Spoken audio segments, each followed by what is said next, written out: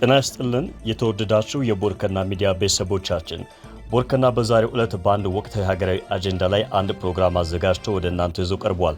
በቅርቡ ብሔራዊ ምርጫ ቦርድ ከፌዴሬሽን ምክር ቤት ደርሶኛል ባለው ደብዳቤ መሰረት በአማራና ትግራይ ክልሎች የይገባኛል ጥያቄ የሚነሳባቸው ስፍራዎች ከትግራይ ክልል ውጭ ሆኖ በቀጥታ ለፓርላማ ምርጫ እንዲደረግባቸው መወሰኑ መግለጹ አይዘነጋም። የሁመራ፣ ድረመጽ፣ የኮረም፣ አፍላ፣ የጠለምትና የራያ አላማጣ ምርጫ ክልሎች ከትግራይ ክልላዊ መንግስት ውጭ ሆነው ለብቻቸው በቀጥታ ለሕዝብ ተወካዮች ምክር ቤት ምርጫ እንዲደረግ ምክር ቤቱ መወሰኑን ለቦርዱ አስታውቋል። የክልል ምክር ቤት ምርጫው በአብዛኛዎቹ በአካባቢዎች ላይ የተነሳው የይገባኛል ውዝግብ በሕገ መንግስት ውሳኔ ሲፈታ አመቺ ጊዜ ተመርጦ ወደፊት እንዲካሄድ መወሰኑ ነው ምክር ቤቱ ያሳወቀው። ይህን ተከትሎ ታዲያ በአንድ ወገን የትግራይ ጊዜያዊ አስተዳደርን ጨምሮ በአቶ ጌታቸው ረዳ የሚመራው ስምረት ፓርቲና ሌሎች በትግራይ ክልል የሚንቀሳቀሱ ፓርቲዎች ድርጊቱን ሲያወግዙ፣ በሌላ ወገን ደግሞ እንደ አማራ ብሔራዊ ንቅናቄና አህደን ያሉ ፓርቲዎች የወልቃይት ጠገዴ አማራ ማንነት አስመላሽ ኮሚቴ፣ የወሎ ራያ አማራ ማንነት ወሰን አስመላሽ ኮሚቴ ድጋፋቸውን አንጸባርቀዋል። ይህ በእንዲህ እንዳለ የፌዴራል ከፍተኛ ፍርድ ቤት የምርጫ ቦርድን ውሳኔ አግዶታል።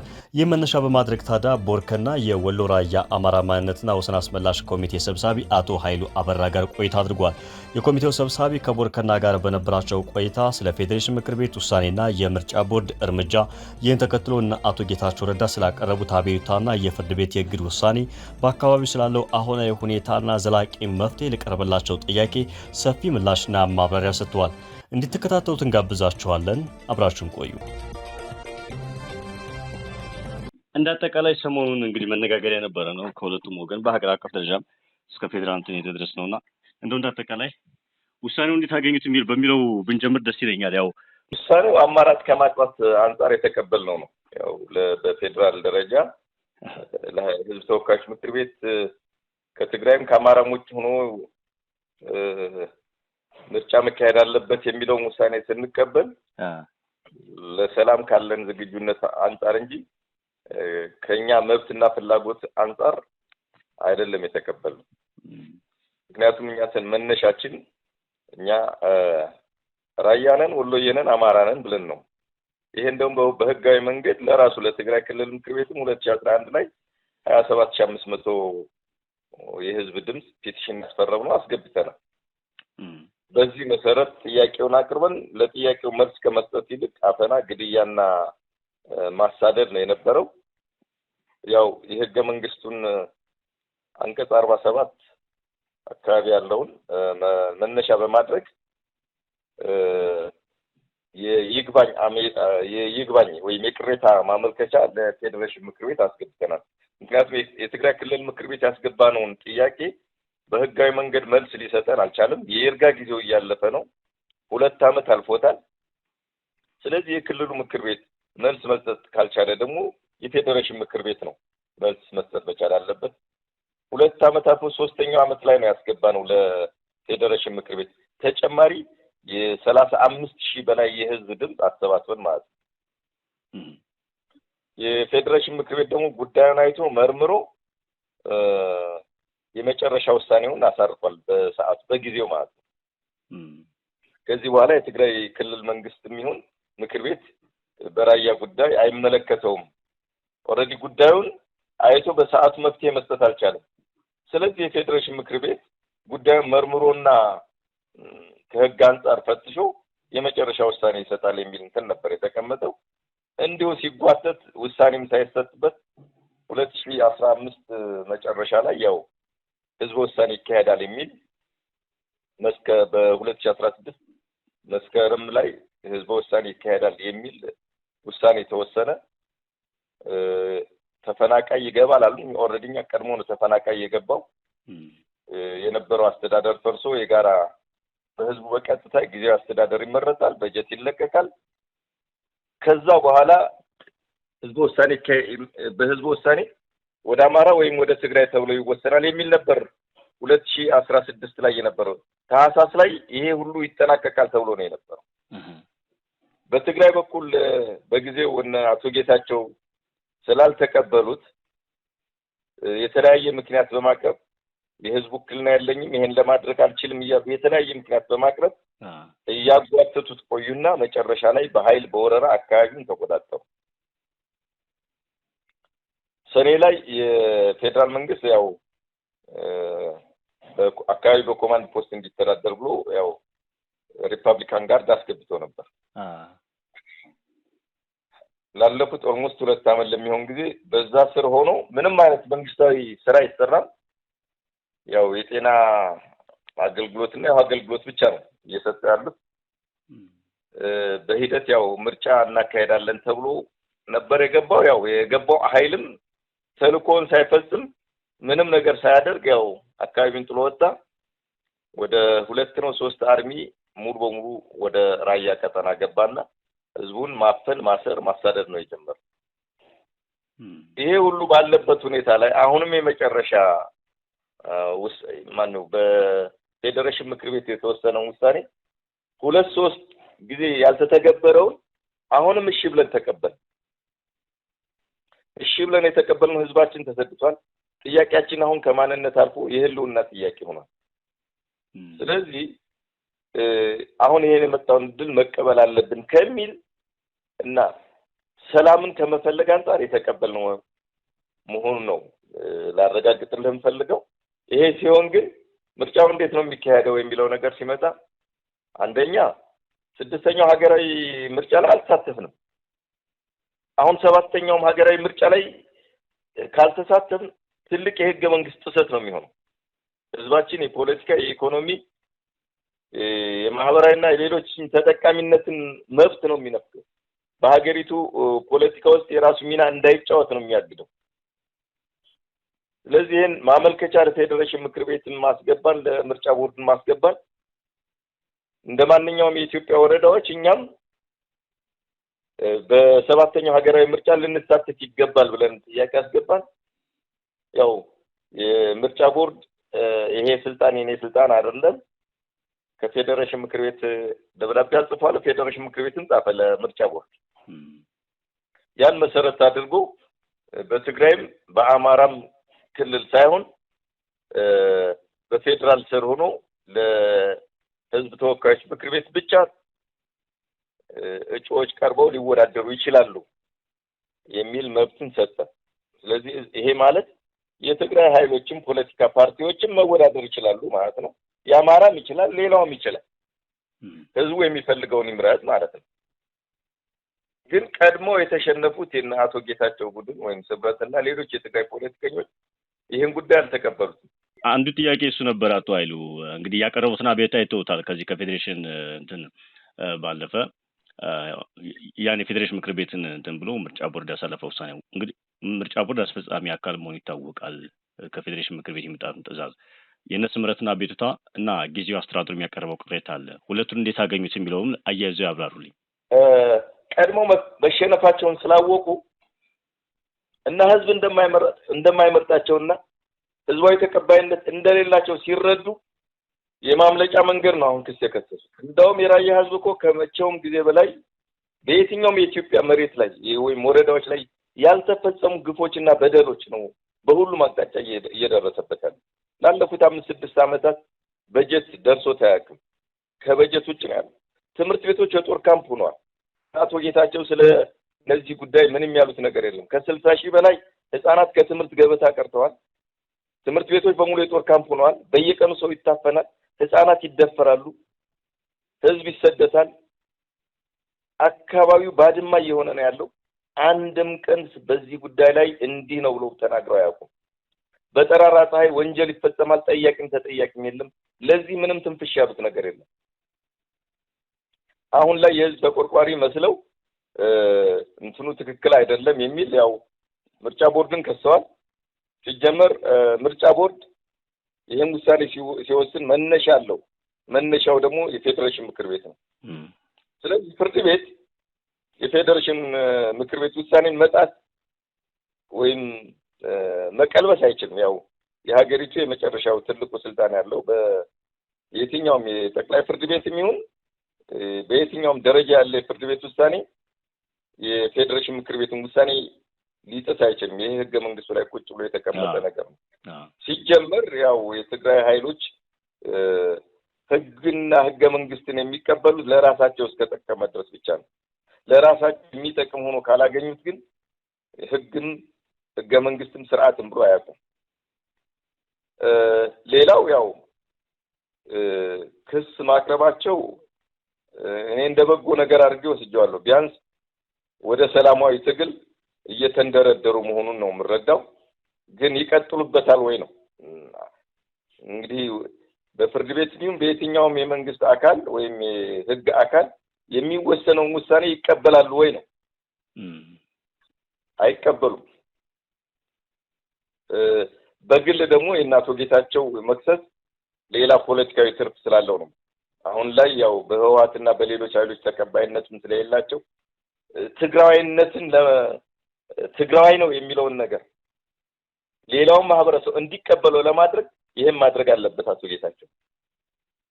የራያ ህዝብን ቤዛ ማድረግ የራያ ህዝብ መብትን በመጻፍ እሱ ትግራዋይ መሆኑ በትግራዋያን እንዲታመን ይፈልጋል።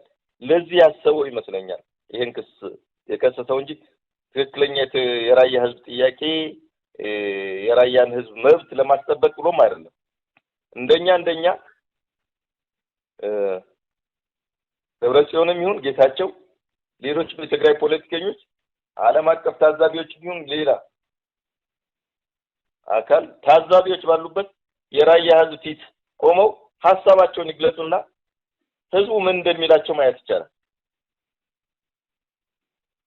አሁን እያሉ ያሉት ህዝብ መወሰን የለበትም እኛ ነን መወሰን ያለብን እኮ እያሉ ያሉት እና የትም ይደርሳል የሚል እምነት የለኝም። መልካም ፖለቲካዊ አሻጥር ካልተፈጠረ በስተቀር ህገ መንግስቱ አሁን በአደባባይ ካልተጣሰ በስተቀር የፌዴሬሽን ምክር ቤትን ውሳኔ ፍርድ ቤት ሊጥስ ወይም ሊያስቀይር የሚችል የህግ መሰረት የለውም። አንዲት ሀሳብ ልጨምር። ምንድነው እሱ የፌዴሬሽን ምክር ቤት ጣልቃ ገብቶ እንግዲህ መልስ እንዲሰጥ ወይም እንግዲህ እንደሚታወቀው ህገ መንግስቱን የመተርጎም የመጨረሻ ስልጣን ያለው ወይም መወሰን የሚችለው የፌዴሬሽን ምክር ቤት ነው። እንግዲህ ምርጫ ቦርድ አስፈጻሚ ነው ቀደም ሲል እንዳልነው። ያ ማለት እንግዲህ የፌዴሬሽን ምክር ቤት ሲወስን የህግ ስርዓትና መንገድን አልተከተለም የሚለው አሉ። የትኛውም አካባቢ እንግዲህ አንዱ ጥያቄ የተነሳው አሁን ያኛው አካልም የትግራይ ክልል ምክር ቤቱ አሁን የለም በፌዴራል ደረጃ ተወከለ የሚለው ነገር ነው። ስለዚህ አንድ እንደ መከራከሪያ የሚነሳ ሀሳብ ነው። በፈለገ በኃይል ቢወስዱትም እናንተ አሁን ፒቲሽን አሰባስባችሁ ሰጣችሁ ነበረ፣ ምላሽ አሰጣችሁም። ያ እናንተ ፒቲሽን የሰጣችሁት አካል ግን ዛሬ እውቅና የለውም፣ በፌዴራል እውቅና የለውም። ይሄን ያዩ ሰዎች ምን ይላሉ? ዘላቂ መፍትሄ ላይ ያመጣ ይችላል ይላሉ እንጂ የከፍተኛ ፍርድ ቤቱም ያው ምርጫ ቦርድ ነው እንትን ያለው። ምርጫ ቦርድ ደግሞ አስፈጽሞ ነው የተባልኩት ያለ ከዛ በኋላ ቀጥሮ አይኖርም፣ ባንዴ ያልቃል። ምክንያቱም ውሳኔውን ያሳለፈው ምርጫ ቦርድ ሳይሆን ከፍተኛ ስልጣን ያለው ፌዴሬሽን ምክር ቤት ነው ይላሉ። የዘላቂ መፍትሄነቱን ጉዳይ ግን ቢነግሩን ደስ ይለኛል። በኃይል የተነጠቀን በኃይል ማስመለስ አድርገው የመውሰድ ነገር አለ። እንደው ከዘላቂ መፍትሄነቱ አንጻር የእርስዎ ምላሽ ምንድን ነው? በነገራችን ላይ ያው እኛ በፌዴሬሽን ምክር ቤት አልተወከልንም፣ በህዝብ ተወካዮች ምክር ቤት አልተወከልንም የሚል ጥያቄ በተደጋጋሚ ይነሳል። ፌዴሬሽን ምክር ቤትም ላይ ይሁን የህዝብ ተወካዮች ምክር ቤት ላይ እንዳይሳተፉ ያደርጋቸው ባለ የኢትዮጵያ መንግስት እንዳይገቡ አድርጓቸዋል እንዴ? በፈቃዳቸውና በፍላጎታቸው አይደለም እንዴ ምክር ቤቱን ጥለው ሲሄድ? የፌዴሬሽን ምክር ቤት አፈ ጉባኤዋ እኮ ወይዘሮ ኬሪያ ኢብራሂም ነው የነበሩት። ጥለውት አይደለም እንዴ የሄዱት? ራሳቸው ጥለውት የሄዱትን ነገር አልተወከልንም ማለት እንዴት ይቻላል? በራሳቸው ያፈረሱትና የጣሉትን ነገር በየትኛው መስፈርት ነው እኛ አልተወከልንም ብሎ ለመናገር የሚያስችል? እሺ ሲቀጥል ውሳኔ የተወሰነው ህጋዊ ነው ህጋዊ አይደለም የሚለው ነገር ነው መምጣት መቻል ያለበት። ውሳኔው የተወሰነው በፕሪቶሪያው የሰላም ስምምነት መሰረት ነው። ራሱ አቶ ጌታቸውም ሆነ ሌሎቹ ሄደው የፈረሙት እኮ ነው። አንቀጽ 4 ላይ በግልጽ እኮ ተቀምጧል። አወዛጋቢ ቦታ ኮንቴስትድ ኤሪያ ተብሎ ተቀምጧል እኮ። ጥያቄው በህገ መንግስቱ እስከሚመለስ ድረስ ባሉበት ይቆያሉ ነው። ወልቃይት ከ2013 ጀምሮ አሁንም በአማራ ክልል ነው ያለው። የራያ ጉዳይ ደግሞ ስንመጣ ፊርማው እስከሚፈረም ድረስ የፕሪቶሪያው የሰላም ስምምነት ሲፈረም ኦልሬዲ የራያ ቀጠና በሙሉ በአማራ ክልል ውስጥ ገብቷል። አሁን ባሉበት ነው የሚለው። ይሄን በግልጽ እኮ ወይ መጀመሪያ ሲፈርሙ ማየት መቻል ነበረባቸው። ሲቀጥል መጀመሪያ ማምነውበት እንዳይፈርሙት የፕሪቶሪያው የሰላም ስምምነት ወቅት ላይ ትልቅ ኢሹ የነበረው የራያና የወልቃይት ጉዳይ ነው የነበረው። እንደውም ስምምነቱ መሀል ላይ አቋርጠው ጥለው ሊወጡ አልነበርም። አንድ ቀን እኮ የፕሪቶሪያው ስምምነት ውይይት ላይ ክርክር ላይ ስብሰባው እኮ ተቋርጦ ነበር። መሀል ላይ የመቋረጥ ተናጋር ነበር። መሀል ላይ ዋናው የተቋረጠበት ዋናው ምክንያት የራያና የወልቃይት ጉዳይ ኢሹ ስለነበረ መካተት አለበት፣ የራያም የወልቃይትም ጉዳይ መካተት አለበት በሚል ስለሞገቱ ነው። እንደውም መጀመሪያ ራያም ወልቃይትም አማራ ብላችሁ ፈርሙ ተብሎ ነው የተጠየቁት። ራሱ እኮ ጌታቸው ተናግሯል። ጌታቸው ረዳ በመጨረሻ ላይ አስማሚ ሐሳብ የቀረበው ግን በቃ አወዛጋቢ ተብሎ ህዝቡ በፈቃዱ እንትን እንዲል አሁን ባሉበት ይቀጥል ተብሎ አይደል እንዴ ተፈረሙ። ሌላው ቀርቶ አቶ ጌታቸው ሚዲያ ላይ ቀደም ሲል ምን ብሎ ነበር የተናገረው? በፕሪቶሪያ የሰላም ስምምነቱ እነ ደብረጽዮን ጋር በተጋጨበት ጊዜ እንዴ ምንም ይሁን ምንም ፈርም ከ20 ሺህ በላይ ቆስለኛ ሜዳ ላይ ያሉ እነሱን እንትን ማት የለብኝም ፈርም ተብዬ ነው የፈረምኩት አላለም። በትክክል ይሄን ነገር እኮ እየረሱትና እየዘነጉት እኮ ነው። ስለዚህ በፍቴው ምንድነው ነው ሲጀምር የማንነት ጉዳዮች ወይም ጥያቄ የማንነት ጉዳዮች በአማራና በትግራይ ብቻ አይደለም ያለው። ምናልባት ከ29 ያላነሰ ኢትዮጵያ ውስጥ የማንነት ጥያቄዎች አሉ። ይሄ እየተፈታ ያለው በፌዴሬሽን ምክር ቤት ነው። ለትግራይ ሲሆን ለምንድን ነው ሌላ የተለየ አጀንዳ የሚሆነው? ራሳቸው ያወጡትን ህገ መንግስት ራሳቸው ለማክበር ምንድነው የቸገራቸው? እና የሚሻለው ዝም ብሎ የእናቴ መቀነት አደናቀፈኝ ከሚባል ይልቅ ህዝቡ የሚፈልገውን እንዲሆን መፍከር ነው። በቃ ለራሱ ለትግራይ ህዝብ ሰላም ይስጡት። የትግራይ ህዝብ ዘላቂ ሰላም ሊያገኝ የሚችለው የራያም የወልቃይትም ህዝብ የሚፈልገው እንዲሆን። እኔ ትግራይ ነኝ ካለ የራያ ህዝብ መብቱ ነው። በግድ አማራ ነህ ልለው አልችልም። አማራ ነኝ ካለ ደግሞ ትግራይ ሊያደርጉት አይችሉም። ስለዚህ መብቱን ለህዝብ መስጠት ነው። ሌላ ምክንያት ሰበብ እንዳያደርጉ፣ ሌላ ምክንያትም እንዳያመጡ ዓለም አቀፍ ታዛቢዎች ባሉበት ይቅረቡና ህዝብ ፊት ሁሉም በቃ ቀርበው ህዝብ ፊት ምን ትፈልጋለህ ይበሉ። ሰራዊታቸውን ያስወጥ ከቦታው። አሁን ላይ ያው ትንሽ ጡንቻ ፈርጠም አድርገው ችግር እየፈጠሩ ሊሆን ይችላል። ዘላቂ ሰላም ግን አያመጣም። በሁለቱ ህዝቦች መካከል ያለውን ግንኙነት በጣም ያሻክራል። ቆሞ የሚያይ ራያንም ወልቃይትን ማስረክቦ የሚተኛ አማራ ይኖራል ብለው ካሰቡ እሱ ስህተት ነው በጣም። እነሱን እንሞታለን ይሄን ካላገኘን እንዳሉት ሁሉ ሌላውም ለርስቴም ለድንበሬም ለህዝቤም እሞታለሁ ይላል።